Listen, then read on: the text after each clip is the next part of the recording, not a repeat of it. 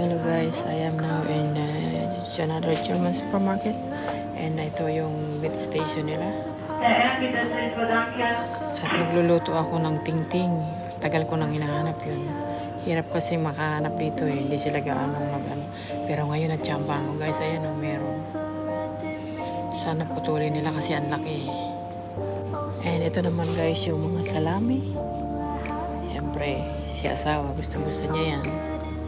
Ako kumakain din pero siyempre hindi gaano. And yes, dahil day off ko ngayon guys, I'm going to make something. I will share it to you later. So meron akong time magluto. So habang hinihintay ko ang tingting na binili ko na pinapaputol ko, pinapahiwa. Kaya tingin-tingin muna tayo dito, baka meron akong